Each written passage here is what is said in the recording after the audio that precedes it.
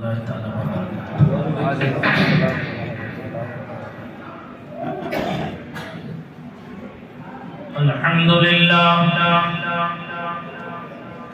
الحمدللہ وکفا والصلاة والسلام علی عباده الذین اصطفى سیما محمد المصطفى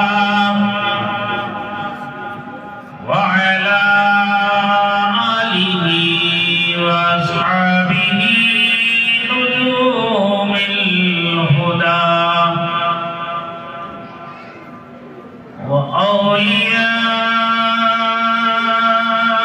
وأوليائه ذوي الألباب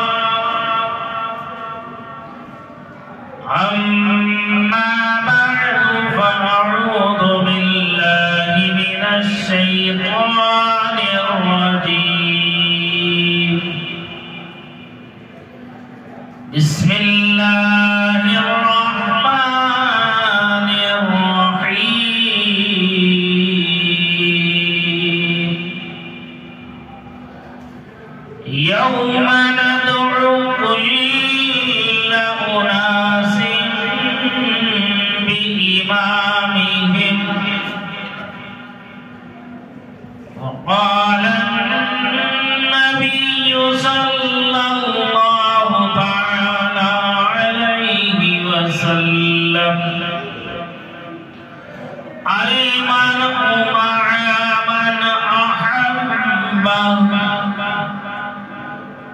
أو كما قال سيدنا رسول الله صلى الله تعالى عليه وسلم صدق الله العلي العظيم وصدق رسوله النبي الأمين الكريم الرؤوف الرحيم ونحن على ذلك لمن الشاهدين والشاكرين والحمد لله رب العالمين یا خدا بہر جناب مصطفیٰ امداد کن یا رسول اللہ بہر خدا امداد کن یا شہید کربلا یا دافع کرب و بلا شہزادہ القبا یا سیدہ امداد کن قادریم نعرہ یا رافع غمی زنم دم ز شیخ احمد رضا خان قطب عالم میزنم آئیے حضرات اللہ تعالیٰ کی عطا کردہ توفیق سے کچھ سننے سمجھنے اور اس پر عمل کرنے سے پہلے پیارے آقا و مولا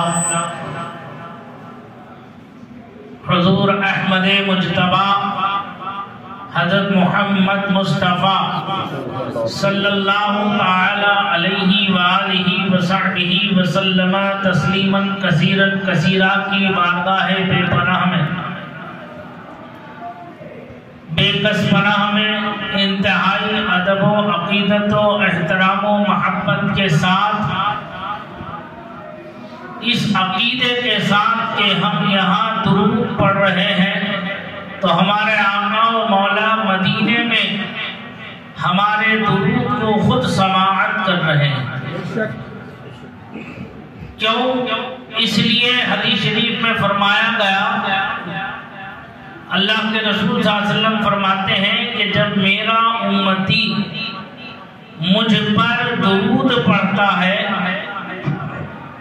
تو اس کا درود میں خود سنتا ہوں۔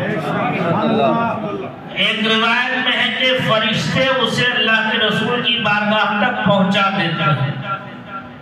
ہم اہل سنت و جماعت ہیں، سرکار کے حیات النبی ہونے پر ہمارا ایمان و یقین ہے۔ تو زندہ ہے واللہ، تو زندہ ہے واللہ، میرے چشم عالم سے چھپ جانے والے۔ تو اس نیت کے ساتھ کہ کتنے خوش نصیب ہوں گے ہم جیسے گناہگار، خطاکار، سیاہکار، بدکار، قصوروار لوگ، کہ ہماری آواز کو خود ہمارے آقا و مولا سماعت فرمائے۔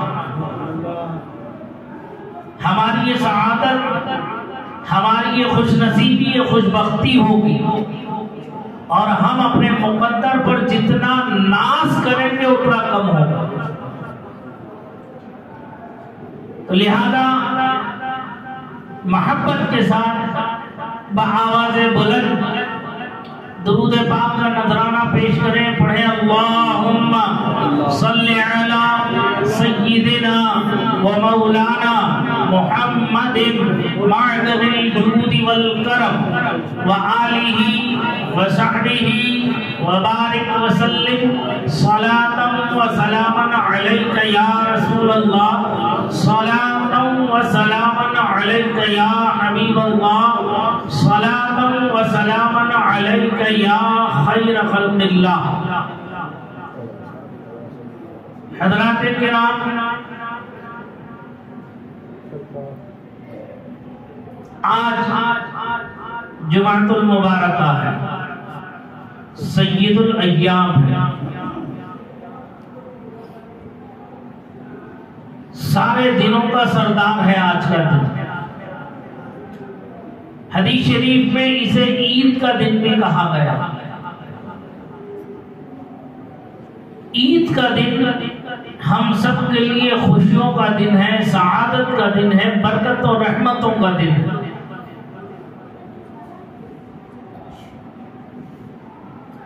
مسئلہ یہ ہے کہ جب نماز جمعہ کے لیے اذان ہو جائے تو کاروبار کو، زندگی کی ضروریات کو، سب کو چھوڑ کر کے پاک صاف ہو کر اللہ کی یاد کے لیے، اس کی اطاعت و فرما برداری کے لیے مسجد آ جانا یہ فرض ہے۔ اگر کسی نے اذان جمعہ کے بعد کوئی کاروبار کیا تو وہ حرام ہے۔ میں جس وقت یہاں آیا، کاش کہ اگر آپ حضرات اس وقت یہاں موجود ہوتے تو کچھ کہنے سننے میں مزہ آتا، کچھ روحانیت میں اضافہ ہوتا، کچھ ہمیں سبق پڑھنے کا موقع ملتا۔ 40 منٹ مجھے یہاں آئے ہوئے ہو گئے، لیکن افسوس کہ جمعے کے دن بھی ہم لوگ مسجد میں اتنی تاخیر سے آتے ہیں۔ اب مجھے بولا ہے اور اعلیٰ حضرت پر بولنے کے لیے میں اعلیٰ حضرت پر بولوں یا نماز جیسی اہم عبادت پر بولوں؟ نماز فرض ہے، عرس کا منانا مستحب ہے۔ حدیث شریف میں فرمایا گیا مسجد اللہ کے قلعے ہیں، قلعے، جو اس میں آ جاتا ہے امن میں آ جاتا ہے، عافیت میں آ جاتا ہے، سلامتی میں آ جاتا ہے۔ جو مسجد میں آتا ہے وہ اللہ کی امان میں آ جاتا ہے، اور جو اللہ کی امان میں آ جائے اسے کون ہے پوری دنیا میں جو نقصان پہنچا سکے؟ میری آواز ابھی بھی اہل محلہ تک پہنچ رہی ہوگی شاید مسجد کے لاؤڈ اسپیکر سے، کہ اگر ابھی نہ جاگو گے تو کب جاگو گے؟ جاگنا ہے جاگ لے افلاک کے سائے تلے، حشر تک سوتا رہے گا خاک کے سائے تلے۔ بعد میں تو سونا ہی سونا ہے،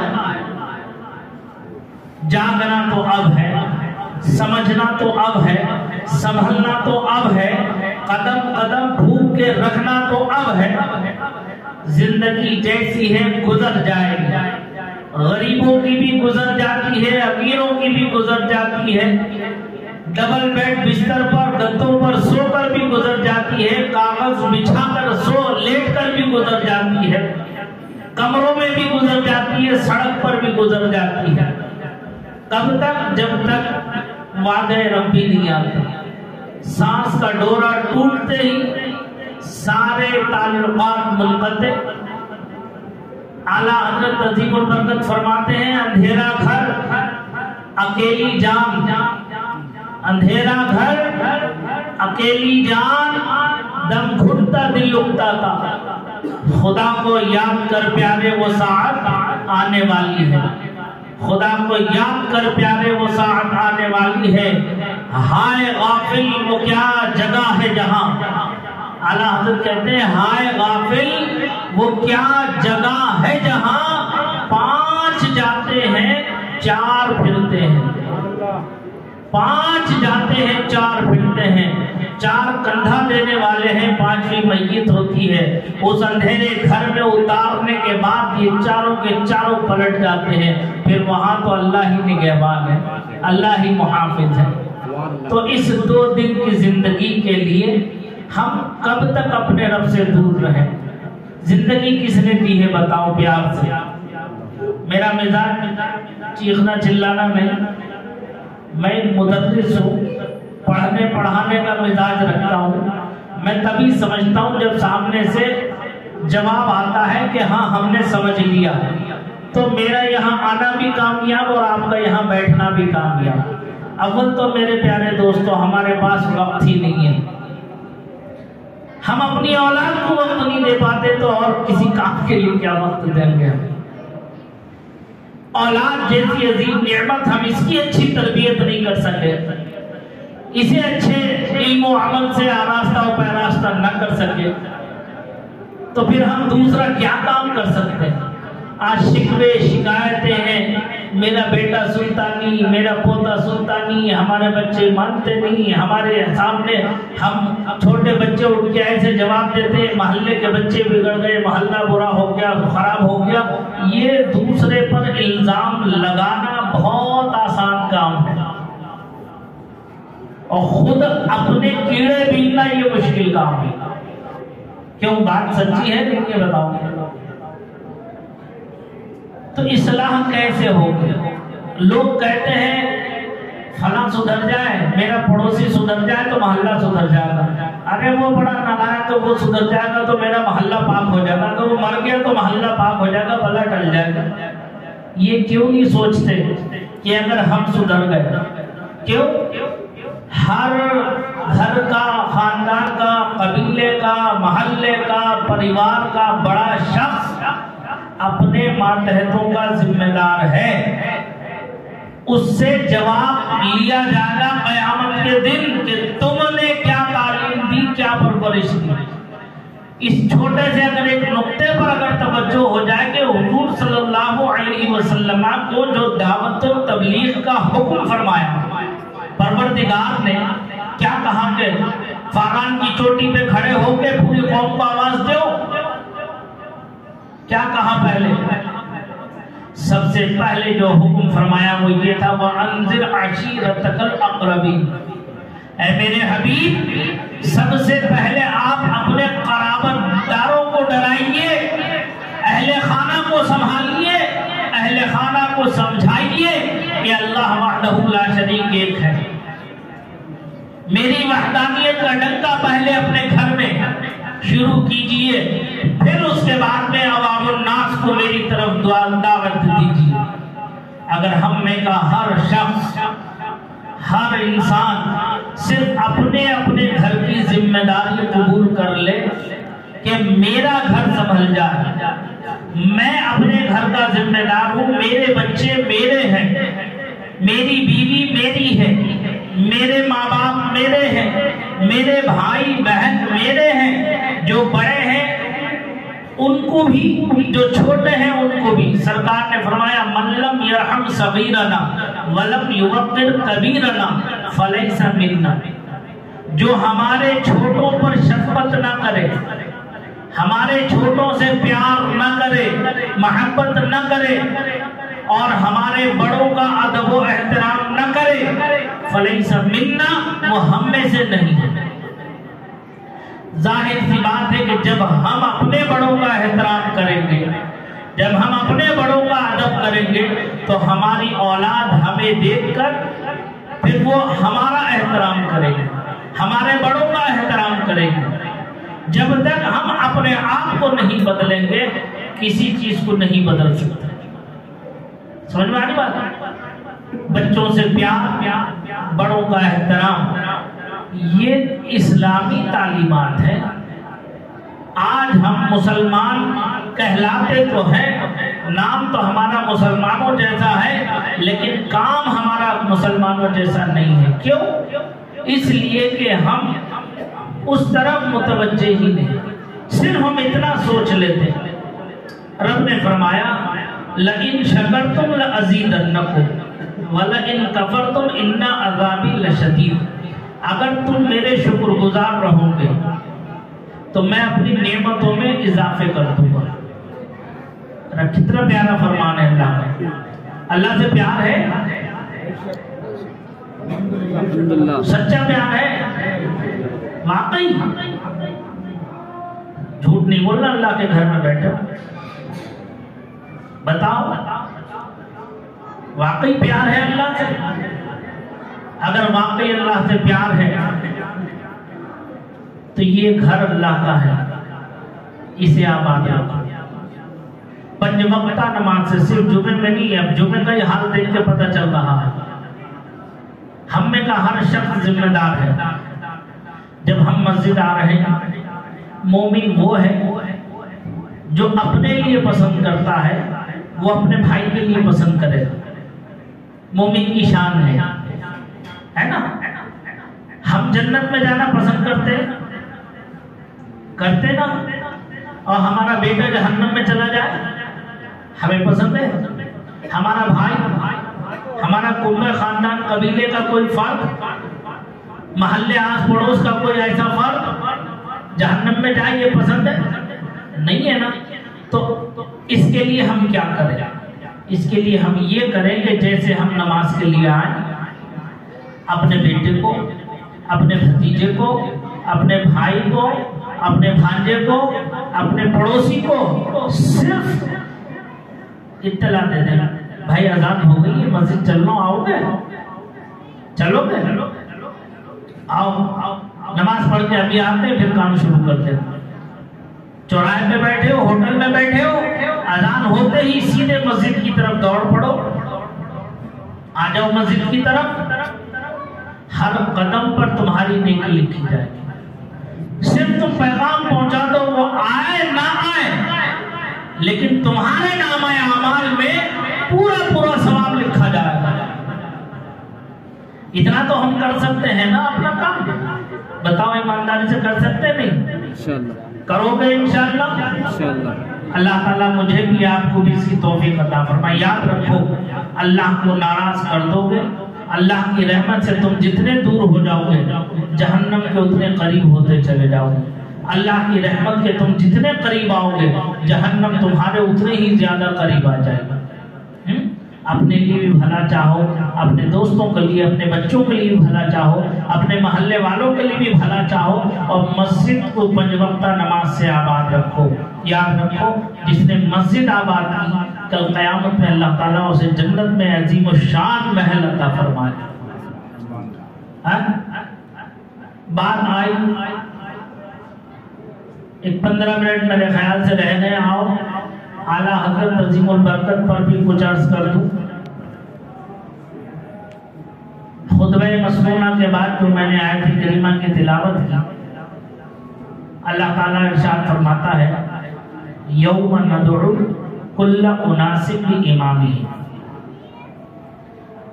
جس دن ہم لوگوں کو پکاریں گے ان کے امام اور مقتدا کے ساتھ, ان کے پیشوا کے ساتھ, یعنی دنیا میں وہ جس سے محبت کرتے ہوں گے, جس کی اطاعت اور پیروی کرتے ہوں گے, وہ اس کا امام ہے, وہ اس کا مقتدا ہے, پیشوا ہے. ہر شخص اپنے امام کے ساتھ, اپنے مقتدا کے ساتھ, اپنے پیشوا کے ساتھ آئے. اگر ہم سرکار غریب نواز سے محبت کرتے ہیں تو ہمارا حشر سرکار غریب نواز کے ساتھ ہوگا. سیدنا سرکار غوث اعظم محبوب سبحانی قطب شیخ عبد القادر جیلانی رضی اللہ تعالیٰ عنہ سے محبت کرتے ہیں تو ہمارا حشر قادری جھنڈے تلے ہوگا. ہم امام اعظم ابو حنیفہ امام الائمہ سراج الامہ رضی اللہ تعالیٰ عنہ کی اقتدا کرتے ہیں, پیروی کرتے ہیں مسائل شرعیہ میں, تو ہمارا حشر امام اعظم کے ساتھ ہوگا. کہ کہاں جانا کہ اے حنفیوں آ جاؤ, اے قادریوں آؤ, اے چشتیوں آؤ, اے نقشبندیوں آؤ, اے سہروردیوں آؤ. ہم اہل بیت اطہار سے محبت کرتے ہیں. حضرات حسنین کریمین طیبین طاہرین سیدنا امام حسن مجتبی و سید الشہداء امام حسین رضی اللہ تعالی عنہما سے محبت کرتے ہیں تو ہمیں بلایا جاتا کہ اے حسنیوں آؤ, اے حسینیوں آؤ. خلفائے راشدین سے محبت کرتے ہیں, ان سے وفاداری کا دم بھرتے ہیں تو بلایا جاتا کہ اے صدیقیوں, اے فاروقیوں, اے عثمانیوں, اے علویوں آؤ, تمہارا رب تمہیں یاد کر رہا ہے. اب حشر کا سامان ہوگا, میدان حشر بپا ہوگا, نفسی نفسی کا عالم ہوگا, ذرے ذرے کا حساب لیا جائے گا. آؤ ادھر کو, میدان میں آؤ, نکل. تو جو جس سے محبت کرتا ہوگا اسی کے ساتھ آگے تشریف لائیے. حضرت علماء کرام کو پہلی صف میں رہنا چاہیے, وہ قوم کے امام و مقتدا و پیشوا ہے. میرا مزاج ہے میں کبھی علماء کو پچھلی صف میں بیٹھنے نہیں دیتا, معذرت کے ساتھ تشریف لائیں. قوم کو بھی چاہیے کہ علماء کو جگہ دیا کرے, جیسے ہمارے قوم کے علماء تشریف لائیں, ان کا احترام کرتے ہوئے انہیں آگے دینا چاہیے جگہ. سمجھ میں آئی بات؟ تو جو جس سے محبت کرتا ہوگا اس کا حشر اسی کے ساتھ ہوگا قیامت کے دن. اللہ کا فضل احسان ہے, شکر ہے پروردگار کا, اس نے ہمیں اشرف المخلوقات انسان جیسی مخلوق بنا کر کے پیدا کیا. اس میں بھی اللہ نے ہمیں عقل سلیم دی, اچھی صلاحیت دی, سوچنے سمجھنے صحیح غلط کے پہچاننے کا مادہ عطا فرمایا. اور پھر اللہ کیسا کریم ہے, غفور الرحیم ہے, وہ چاہتا تو پچھلے انبیاء و مرسلین میں کسی بھی امت میں ہمیں پیدا کر دیتا, لیکن ہمارے خالق کا, ہمارے مالک کا احسان ہے کہ اس نے ہمیں امت مصطفیٰ جان رحمت صلی اللہ علیہ وسلم میں پیدا کر کے ہم پر احسان عظیم فرمایا. اور دولت ایمان و عمل, عقیدے کی صحت و سلامتی کے ساتھ یہ زندگی ہمیں عطا فرمائی. کیسی عظیم نعمت ہے اللہ تعالیٰ کی. بتاؤ ہم اس نعمت کی قدر کرنا چاہیے کہ نہیں چاہیے؟ اس کا احساس ہمیں اپنے دلوں میں پیدا کرنا چاہیے کہ نہیں چاہیے؟ نعمت اللہ تعالیٰ دینے پر بھی قادر ہے اور نعمت کو واپس لینے پر بھی قادر ہے. اگر نعمت چھن گئی تو ہمارا کیا بنے گا؟ کون پرسان حال ہوگا؟ دنیا روٹتی ہے روٹ جائے, اپنے چھوٹتے ہیں چھوٹ جائے, خاندان ٹوٹتا ہے ٹوٹ جائے, لیکن ہم سے ہمارا رب ناراض نہ ہو, ہمارا خالق ناراض نہ ہو, ہمارا مالک ناراض نہ ہو, بس اللہ راضی رہے, باقی جہان ناراض ہو جائے تو کوئی فرق نہیں پڑنے والا. لیکن سارے جہان کو راضی کرنے کے چکر میں اللہ کو ناراض کر دیا تو دنیا بھی برباد ہے اور آخرت بھی برباد ہے. سمجھ میں آ رہی بات؟ تو اسی لیے راہ حق کو چننا چاہیے، صراط مستقیم کو چننا چاہیے، اسی کی طرف اللہ سے لو لگانا چاہیے، دعا کرنا چاہیے۔ اگر ہماری سمجھ میں نہیں آتا کہ کون سا راستہ صحیح ہے، کون سا طریقہ صحیح ہے، کون سا معاملہ صحیح ہے کہ جس پر ہمیں چل کے زندگی کو گزارنا چاہیے، کسی کی بات پر اگر ہم مطمئن نہیں ہو رہے تو کم سے کم اپنے خالق کی طرف تو ہم رجوع کر سکتے ہیں۔ ہمارا تو یقین ہے کہ اللہ سمیع علیم و سمیع و خبیر و بصیر ہے، وہ جانتا تھا، جانتا ہے دلوں کی کیفیات کو، دلوں کے حالات کو، معاملات کو۔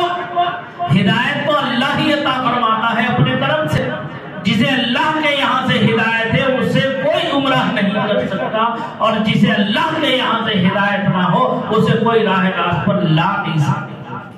لاکھ نمازیں پڑھ لے، لاکھ چلے کر لے، لاکھ چالے کر لے، اگر ہدایت مقدر نہیں ہے تو یہ سب اٹھا کے منہ پہ مار دی جائیں گی، لپیٹ کے اٹھا کے پھینک دیا جائے گا، کوئی عمل قابل قبول نہیں ہو۔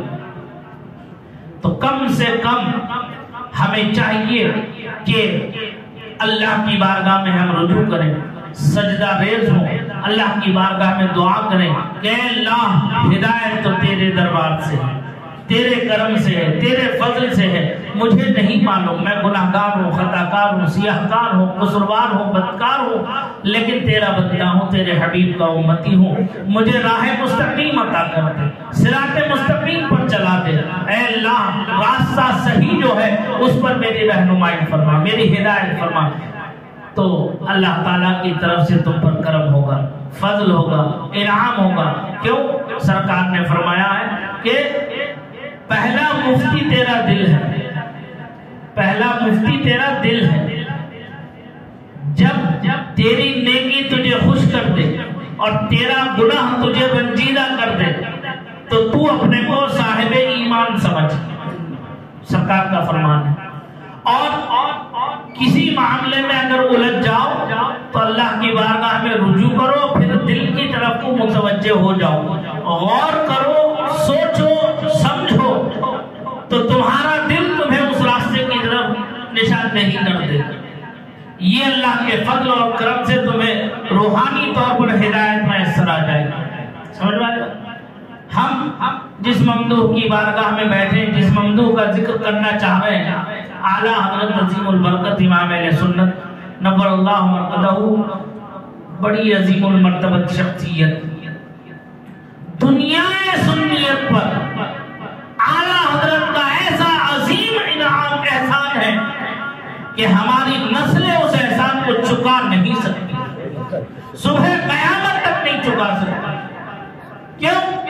اس لیے کہ اللہ تعالیٰ اپنے بندوں میں اپنے دین کی حفاظت کے لیے کچھ ایسے مخصوص بندوں کو پیدا فرمایا ہے اور ان کے ذمے وہ ڈیوٹی دی تھی، جنہوں نے دنیا میں آنے کے بعد اپنی اس ذمہ داری کو مکمل طور پر نبھا کر اللہ کے بندوں پر اللہ کی طرف سے احسان کیا۔ سرکار فرماتے ہیں لم یشکر اللہ من لم یشکر الناس، اس نے اللہ کا شکر نہیں ادا کیا جس نے بندوں کا شکر ادا نہیں کیا۔ کیوں؟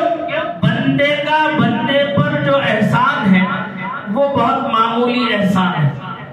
جب ہم معمولی احسان کا شکر نہیں ادا کر سکتے تو رب کا احسان تو بڑا عظیم ہے، تو اس عظیم احسان کا کیسے ہم شکر ادا کریں گے؟ سمجھ میں آئے گا؟ تو ہمیں یہ بھی معلوم ہونا چاہیے کہ جس ذات کو ہم فالو کر رہے ہیں اس کی حقیقت کیا ہے، وہ کون ہے، کیوں ہم فالو کریں، کس لیے ہم فالو کریں۔ تو مختصر سے لمحات میں انشاءاللہ اس امید پر کہ اگر زندگی نے وفا کی اور کبھی دوبارہ یہاں آنا ہوا تو مسجد آنے سے پہلے بھری بھی ملے گی انشاءاللہ، کیونکہ 40 منٹ میرے ضائع ہو گئے، کاش کہ وہ 40 منٹ مجھے آپ دے دیتے تو بہت سی چیزیں آپ لے کر کے اٹھتے یہاں سے۔ اعلیٰ حضرت عظیم البرکت مجدد دین و ملت مولانا شاہ امام احمد رضا خان قادری فاضل بریلوی رحمت اللہ تعالی علیہ، بڑے باپوں کی بڑی اولاد ہوئی اعلی حضرت کے خاندان میں، اعلی حضرت کے نسب میں معلوم ہے 8 انبیاء آتے ہیں. نہیں آ رہی سمجھ میں؟ 8 نبی ان کے باپ داداؤں میں آتے ہیں. حضرت آدم علیہ السلام، حضرت شیس علیہ السلام، حضرت ادریس علیہ السلام، حضرت نوح علیہ السلام، حضرت ہود علیہ السلام، حضرت ابراہیم علیہ السلام، حضرت اسحاق علیہ السلام، حضرت یعقوب علیہ السلام. یہ 8 نبی جو ہیں اعلیٰ حضرت رحمت اللہ تعالیٰ علیہ کے اجداد میں آتے ہیں، دادا پرداداؤں میں آتے ہیں.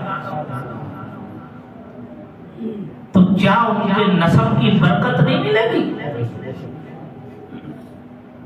بتاؤ. اعلیٰ حضرت رحمت اللہ تعالیٰ علیہ حضرت یعقوب علیہ السلام کی اولاد امجاد میں ایک بادشاہ گزرے ہیں حضرت ملک طالوت، جن کا ذکر قرآن کریم میں ہے. قرآن کریم میں جن کا ذکر ہے ملک طالوت کا واقعہ بڑے پیارے انداز سے قرآن میں بیان کیا. ان کا زمانہ حضرت داؤد علیہ السلام کا زمانہ تھا. یہ ہم عصر تھے حضرت داؤد علیہ السلام. انہوں نے بادشاہت چھوڑ کر بادشاہت حضرت داؤد علیہ السلام کے سپرد کر کے یہ اللہ کی یاد میں مصروف و مشغول ہو گئے. اور پھر اس کے ساتھ دین متین کی خدمات کے لیے اس زمانے میں وحدانیت کی ترویج و اشاعت کے لیے اس زمانے کے کفار و مشرکین سے جنگ و جدل کیا. اور حضرت داؤد علیہ السلام سے یہ کہہ کر کے رخصت ہوئے میں جنگ میں جا رہا ہوں، میرا دل چاہتا ہے کہ میں درجے شہادت پر فائز ہو جاؤں، مجھے نہیں معلوم کہ میں واپس آؤں گا کہ نہیں آؤں گا. یہ میری 2 بیویاں ہیں، ان سے 2 اولادیں ہوں گی اور میری ان اولادوں کی شجاعت پوری دنیا میں مشہور ہوگی. یہ مجھے بشارت دی گئی ہے، لہذا میرے جانے کے بعد اگر یہ اولادیں پیدا ہوں تو ان کا نام آپ رکھیں. یہ کہہ کر کے وہ رخصت ہو گئے، جنگ میں گئے، شہادت کی خواہش تھی، منصب شہادت پر فائز ہو گئے. ان 2 بیویوں سے 2 اولادیں ہوئیں، جن میں ایک کا نام ارخیہ اور ایک کا نام ارمیہ تھا.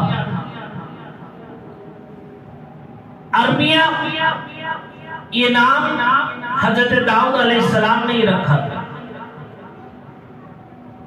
ان کی اولاد میں جو ہے اعلیٰ حضرت عظیم البرکت نور اللہ مرقدہ کے جد امجد حضرت قیس عبد الرشید پیدا ہوئے. یہ زمانہ تھا حضور سید عالم نور مجسم صلی اللہ علیہ وسلم کی حیات ظاہری کا. یہ بڑے جری بہادر نڈر بے باک تھا. حضرت خالد ابن ولید جلیل القدر صحابی رسول، ان کی دعوت و تبلیغ پر حضرت قیس عبد الرشید بارگاہ رسالت معاب علیہ السلام میں حاضر ہو کر مشرف و اسلام ہوا.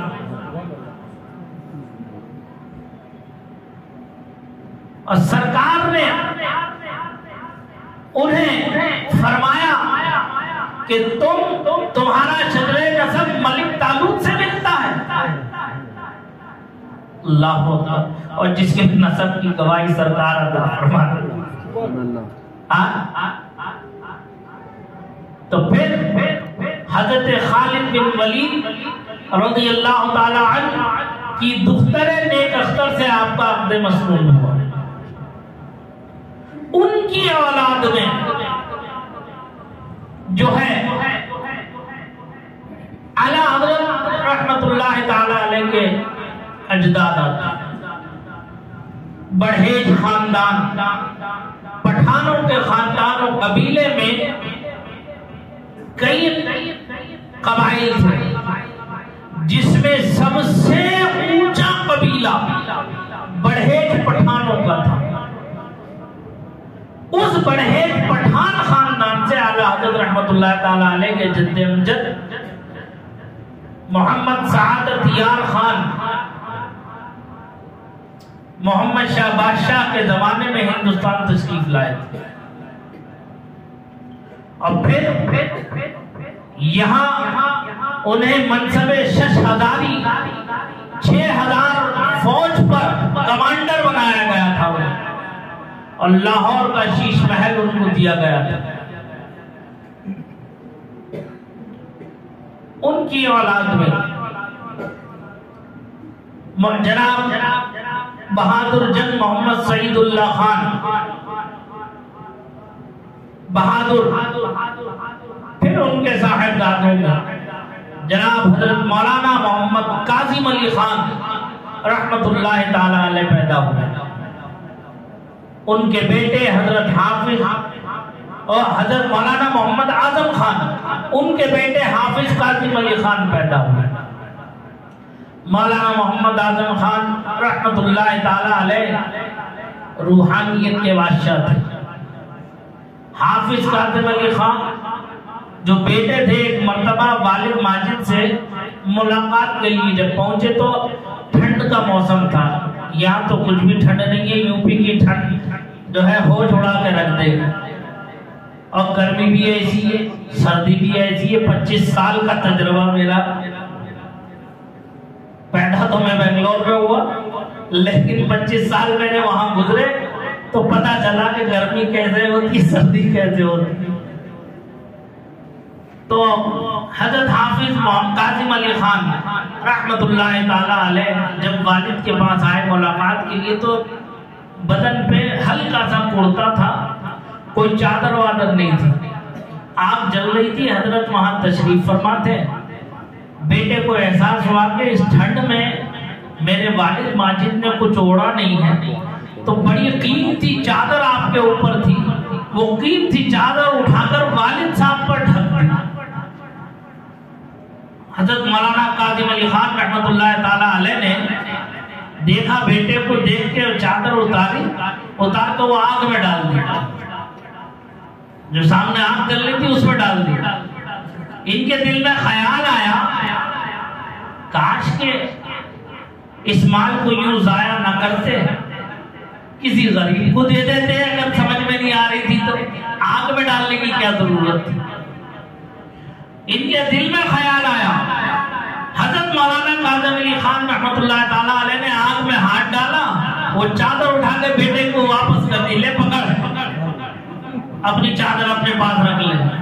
فقیروں میں یہاں گھکڑ پکڑ کا معاملہ نہیں ہے، اعتماد و یقین اللہ ہونا چاہیے، اللہ کی ذات پر کامل اعتماد و بھروسہ ہونا چاہیے، یہی ایمان کا اعلیٰ درجہ۔ اگر اللہ کی ذات پر ہی تمہیں یقین نہیں ہے، بھروسہ نہیں ہے، تو پھر تمہارا کلمہ پڑھنے کا مطلب کیا ہے، معنی کیا ہے کہ تم اللہ کو خالق مانتے ہو، مالک مانتے ہو، رازق مانتے ہو، جب تمہیں بھروسہ ہی نہیں ہے اللہ کی ذات۔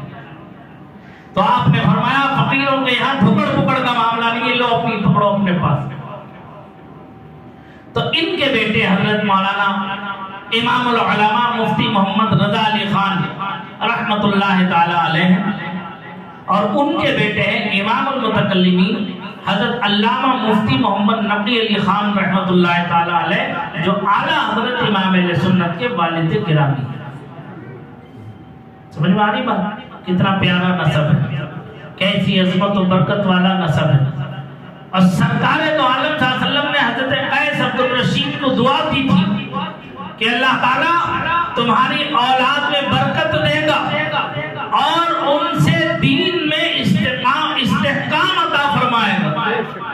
تو تاریخ گواہ ہے، پڑھ کر کے اٹھا کر کے دیکھ لے کہ اعلیٰ حضرت کے اجداد میں ایک سے ایک بڑا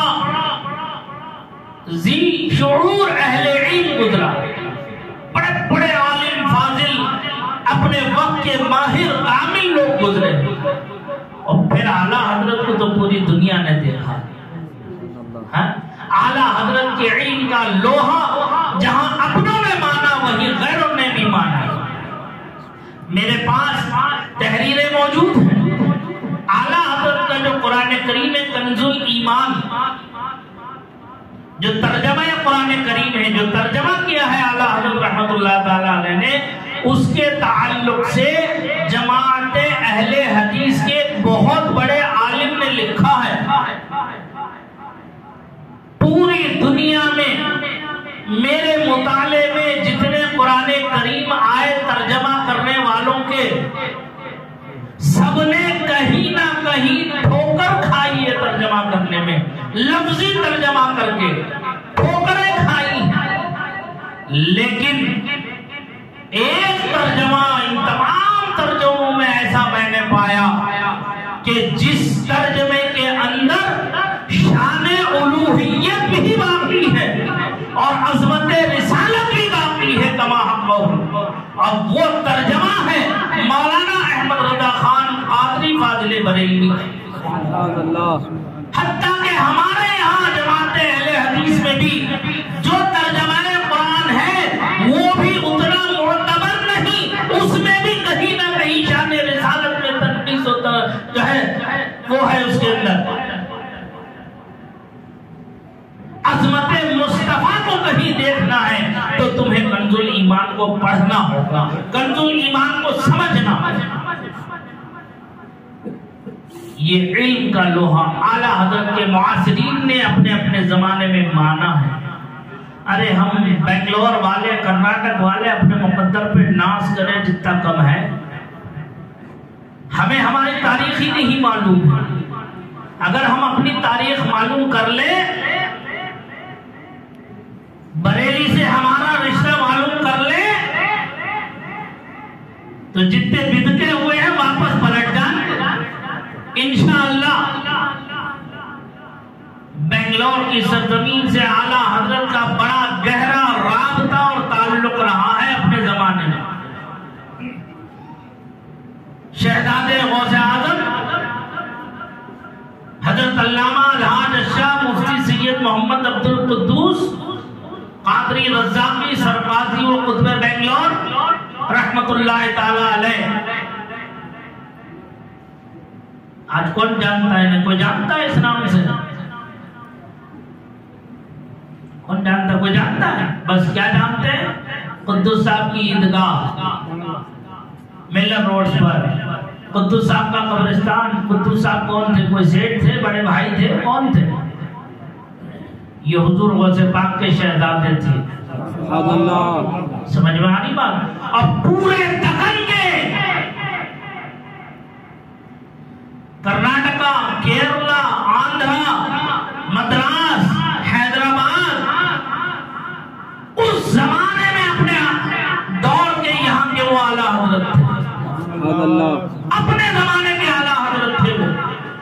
جس طرح سے اعلیٰ حضرت امام اہل سنت کو علماء عرب و عجم نے اپنی محبتوں سے نوازا، القاب و آداب سے نوازا تھا، ایسے ہی شاہ عبد القدوس رحمت اللہ تعالی علیہ کو بھی بڑے بڑے القاب و آداب سے نوازا تھا.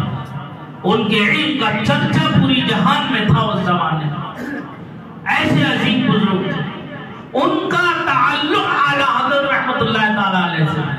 اعلیٰ حضرت کے فتاوی پر شاہ عبد القدوس صاحب کے دستخط اور مہریں تھی، اور شاہ عبد القدوس صاحب کے فتاوی پر اعلیٰ حضرت کے دستخط اور مہریں میرے پاس موجود ہیں. جسے دیکھنا ہو ہاتھ کے من کو عارضی کے پڑھے لکھے کو فارسی کے جب چاہے دیکھ لے میرے پاس. جس وقت اعلیٰ حضرت نے بدعقیدوں کے رد کی کمان سنبھالی تھی ندوے کی، اس وقت یہاں کرناٹکا کی سرزمین پر، بنگلور کے سرزمین پر اس کمان کو سنبھالنے والی ذات کا نام ہی شاہ عبد القدوس قاضی بنگلور ہے. اس زمانے میں اعلیٰ حضرت کے تلامذہ، ان کے شاگرد، ان کے خلفاء، ان کے جگری دوست بنگلور تشریف لاتے تھے. 6 مہینے یہاں قیام کر کے مسجد سنیت کی خدمت انجام دی ہے. آج اگر سنی باقی ہے تو انہی بزرگوں کی خدمتوں کے صدقے میں. ہمیں چاہیے کہ ہم اپنی تاریخ کو یاد کریں، ہم اپنے اسلاف کو دیکھیں سمجھیں۔ یہ موقع نہیں ہے کہ میں لمبی چوڑی گفتگو کروں، سوا تو ہو گیا، اب نماز بھی ہونا اور جو ہے قرآن شریف بھی ہونا بھی۔ انشاءاللہ زندگی مال خیر رہی، پھر کسی اور موقع پر یاد رکھو اتحاد زندگی ہے، اختلاف موت ہے۔ ہمارے یہاں اعلیٰ حضرت رحمۃ اللہ تعالیٰ علیہ کے یہاں کبھی کسی سلسلے کا کوئی جھگڑا نہیں تھا۔ اعلیٰ حضرت قادری ہیں، ان کے دادا مولانا رضا علی خان نقشبندی ہیں، اعلیٰ حضرت کے پیر و مرشد چشتی ہیں، سمجھ میں آ رہی بات؟ اور اعلیٰ حضرت نماز میں کسی کا انتظار نہیں کرتے تھے سوائے حضرت شمس العلماء مفتی محمد ظہور الحسین فاروقی مجددی رامپوری کے، کیونکہ وہ حضرت فاروق اعظم کی اولاد میں نقشبندی تھے۔ سبحان اللہ۔ جب تک وہ نہیں آتے تھے تکبیر نہیں ہوتی تھی، 1 منٹ 2 منٹ 3 منٹ اعلیٰ حضرت انتظار فرماتے تھے تو تشریف لاتے تھے۔ ایک واقعہ یاد آ گیا، عرض کر کے اپنی بات مکمل کر لوں، کیونکہ آج کل بڑے جھگڑے ہیں سلسلوں کے۔ اللہ کے لیے میں گزارش کروں گا، ہمارے بزرگوں کا یہاں کوئی جھگڑا نہیں تھا۔ خدا کے لیے سنیوں متحد رہو، متفق رہو، اتحاد زندگی ہے، اختلاف موت ہے۔ علامہ خواجہ احمد حسین امروہوی نقشبندی رحمت اللہ تعالیٰ علیہ اپنے زمانے کے بہت بڑے عالم فاضل، 40 سال تقریباً وہ یہاں ساؤتھ میں رہے، حیدرآباد کی سرزمین پر۔ سید معروف علی شاہ حیدرآبادی رحمت اللہ تعالیٰ علیہ کے ابھی خلیفہ ہیں نقشبندی سلسلے میں۔ ان کے دل میں فیضان قادریت کو پانے کا شوق اٹھا کہ میں فیض قادری بھی حاصل کر لوں۔ تو کسی نے ان کی رہنمائی کی کہ اگر تمہیں چاہیے تو بریلی چلے جاؤ مولانا احمد رضا خان کے یہاں، وہاں جا کر کے ان سے ملاقات کر لو، اگر تمہاری سمجھ میں آئے تو ان سے بیعت ہو جائے، ان سے فیض قادری حاصل کر لینا۔ خود فرماتے ہیں علامہ خواجہ احمد حسین امروہوی رحمت اللہ تعالیٰ علیہ، میں تائید غیبی سے کشاں بریلی شریف پہنچا، مسجد رضا جس میں اعلیٰ حضرت نماز پڑھاتے تھے، اس مسجد میں پہنچا تو نماز مغرب کا وقت تھا، قریب تھا نماز مغرب کا وقت۔ میں سیدھے مسجد گیا، وضو کیا، صفے اول میں داہنی جانب بیٹھ گیا۔ اعلیٰ حضرت رحمت اللہ تعالیٰ علیہ اپنے وقت پر تشریف لائے، سیدھے آ کر اعلیٰ حضرت مصلی پر بیٹھ گئے۔ کوئی ملاقات نہیں ہے ابھی دونوں کی، سلام کلام بھی نہیں ہے ابھی دونوں کا آپس میں، جان پہچان بھی نہیں ہے دونوں کے آپس میں۔ مکبر نے تکبیر پڑھی، تکبیر پڑھنے کے بعد اعلیٰ حضرت نے نماز پڑھائی، نماز پڑھا کر سلام پھیرنے کے بعد جب اعلیٰ حضرت رخ پھیر کر کے بیٹھے، ارشاد فرمایا آپ مولانا احمد حسین امروہوی؟ ایمان کی حرارت ابھی بہت کم ہے، پیدا کرو نعرہ تکبیر سے ایمان کی حرارت پیدا ہوتی ہے، اللہ کی حمد و ثنا سے ایمان کو جلا ملتی ہے، دلوں کو زندگی ملتی ہے، تازگی ملتی ہے۔ سمجھ میں آئی بات؟ اسی لیے بزرگوں کے یہاں سلسلے میں ذکر و اذکار کی محفلیں رکھی جاتی ہیں، آپ بھی رکھو، ہوتی ہے آپ کے یہاں محفل، اس محفل میں شریک ہوا کرو، دل زندہ ہوتے ہیں، مردہ دلوں کو چین ملتا ہے، سکون ملتا ہے، ایسی محفلیں چھوڑا مت کرو۔ اعلیٰ حضرت نے فرمایا آپ مولانا احمد حسین امروہوی؟ تو کہتے ہیں جی حضور مجھے کو احمد حسین امروہوی کہتے ہیں۔ اعلیٰ حضرت فرماتے ہیں پہلی رکعت کے دوسرے سجدے میں سیدنا غوث اعظم محبوب سبحانی قطب ربانی شیخ عبد القادر جیلانی رضی اللہ تبارک و تعالی عنہ کی زیارت میرے آقا غوث اعظم رضی اللہ تعالی عنہ نے ارشاد فرمایا، اے احمد رضا، یہ احمد حسین امروہوی آیا ہے، تجھ سے فیض قادری کا طالب ہے، اسے فیض قادری تو عطا کر دے۔ یہ کہہ کر اعلیٰ حضرت کھڑے ہوئے اور اپنا امامہ مبارک اتار کر کے ان کے سر مبارک پر رکھتے ہوئے فرمایا، میں اس کی تاریخ تاج الفیوز کہتا ہوں، اس کی تاریخ تاج الفیوز کہتا ہوں۔ یہ ہے سلسلہ روحانیت، اسے کہتے ہیں یہ نہیں 10-15 انگوٹھی پہن لیا، الٹے سیدھے نیلے پیلے اودے جوبے پہن لیے اور جو ہے بس گانجا پی لیا، سلفا چڑھا رہا ہے، ایک وقت کی نماز پڑھتا نہیں نالا اور کہتا ہے کہ میں اللہ والا ہوں۔ نعوذ باللہ من ذالک۔ یہ ایسے جتنے ڈھونگی ہیں یہ تمہارے ایمان کے لٹیرے ہیں، تمہارے عقیدے کے لٹیرے ہیں۔ ایسے ڈھونگیوں سے بچو، ایسے دین کے ڈکیتوں سے بچو۔ انہوں نے سنیت کا بیڑا غرق کرنے کی قسم کھا رکھی ہے کہ یہ سنیوں کو برباد کر کے چھوڑیں گے، تو ایسے لوگوں کو اپنے دین سے نکال پھینک دو۔ یاد رکھو ہمارا رشتہ ناتا تعلق صرف اللہ اور اس کے رسول کی محبت ہے۔ جو اللہ اور اس کے رسول کا وفادار ہے وہ ہمارا ہے، جو اللہ اور اس کے رسول کا وفادار نہیں، اگرچہ میرا باپ ہو یا میرا بھائی ہو یا میری اولاد ہو، اس سے کوئی تعلق نہیں، کوئی ناتا نہیں۔ سمجھ میں آ رہی بات؟ اپنے ایمان کو مضبوط کرو۔ ہمیشہ جو شریعت کا پابند ہے وہی طریقت کا پابند ہوگا، جو شریعت کا پابند نہیں اس کی طریقت شیطان کا مسخرہ ہے، مسخرہ۔ بہت سے لوگ آج چلتے ہیں کہتے ہیں دل کی نماز، پیر کو دیکھ لیا تو نماز ہو گئی۔ نعوذ باللہ من ذالک۔ کیا عقل کے اندھے ہیں؟ ذرا سوچو کہ رسول اللہ صلی اللہ علیہ وسلم پر نماز معاف ہوئی؟ غوث اعظم پر نماز معاف ہوئی؟ غریب نواز پر نماز معاف ہوئی؟ جب ان پر نہیں ہوئی تب تو جیسے نالائق پر کیسے ہو جائے گا؟ میرے دوستو وقت ہو گیا، میں اپنی بات کو ختم کر رہا ہوں۔ گزارش ہے مسجد آباد رکھو، اللہ تمہیں آباد رکھے گا۔ تم چاہتے ہو کہ تمہارے محلے میں آبادی ہو؟ جی تم چاہتے ہو کہ تمہارے محلے میں آبادی ہو، برکت ہو، نحوستیں دور ہو، بلائیں ختم ہو، تمہارے گھروں میں چین سکون طمانینت حاصل ہو، تو تم اللہ کے گھر کو آباد کرو، اللہ کے گھر کو آباد کرو۔ تم چاہتے ہو تمہاری روزی میں برکت ہو، اللہ کے گھر کو آباد کرو۔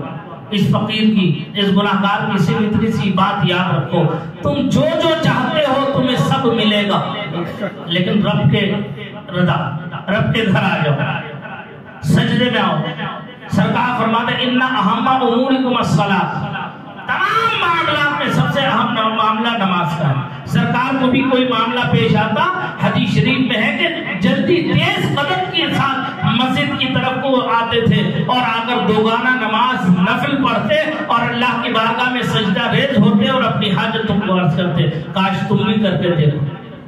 اگر تمہارے گھروں کے حالات نہ بدل جائیں، تمہارے کاروباری معاملات نہ بدل جائیں، تمہاری آل و اولاد کی زندگی نہ بدل جائیں، اور تمہارے جو گھروں میں جو الجھنیں ہیں، جو بحثیں، جو تکراریں، گھر کے جھگڑے ہیں، اگر تم شریعت کے دامن کو پکڑ لو گے، قرآن و حدیث کو مضبوطی سے تھام لو گے، تو کبھی یہ سب چیزیں تمہارے قریب بھی ہو کر کے نہیں گزریں گی۔ تمہیں اندازہ بھی نہیں ہوگا کہ جہاں سے تمہیں روزی ملے، تم کسی کے محتاج نہیں رہو گے۔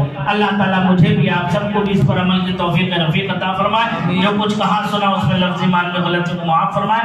استغفر اللہ ربی من کل ذنب واتوب الیہ، وآخر دعوانا